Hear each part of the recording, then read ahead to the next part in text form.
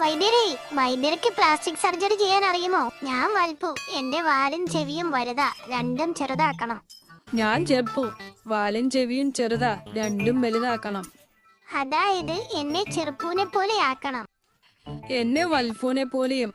അതിനായിട്ട് plastic surgery ചെയ്യണമെന്ന് അമ്മാവൻ പറഞ്ഞു. ഹേയ്, അതൊന്നും നടപ്പുള്ള കാര്യമല്ല. വൈദ്യര് വിചാരിച്ചത് നടക്കും. വൈദ്യര് മഹാനാണെന്ന് അമ്മാവൻ പറഞ്ഞു. ചെറിയ ശസ്ത്രക്രിയയൊക്കെ ചെയ്യാം, പക്ഷെ ഇത് ഞാൻ ചെയ്യില്ല. അങ്ങനെ പറയില്ല. മഹാന്മാർ മനസ്സ് വെച്ചാൽ എന്തും നടക്കും. നിങ്ങൾ പോയിട്ട് പിന്നെ വാ. പാവങ്ങളെ എന്തെങ്കിലും സൂത്രം കൊണ്ട് സമാധാനിപ്പിക്കാൻ പറ്റൂ. വൽപ്പൂവിന്റെ ചെവിയും വാലും ചെറുപ്പൂവിന്, ചെറുപ്പൂവിൻ്റെത് വൽപ്പൂവിന്. ഹഹ, വഴിയുണ്ട് വൈദ്യരെ. അയ്യോ, മുറിച്ചു കൊടുക്കാനാണോ? വൈദ്യരെ, രണ്ടുപേരെയും കുറച്ചു നേരം ബോധം കെടുത്താൻ പറ്റുമോ? അതിന് മരുന്നുണ്ട്.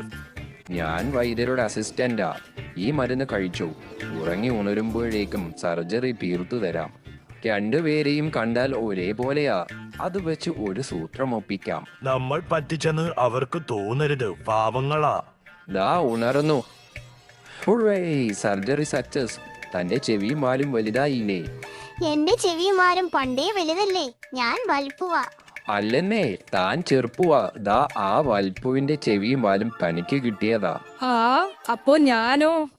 താൻ വൽപ്പു. തനിക്ക് ചെറുപ്പുവിന്റെ വാലും ചെവിയും ഫിറ്റ് ചെയ്തു. He he he.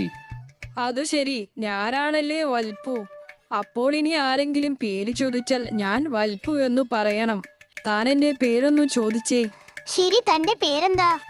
ചെറുപ്പു. അയ്യോ, എനിക്ക് ചെറുപ്പു എന്നാ നാവിൽ വരുന്നത്.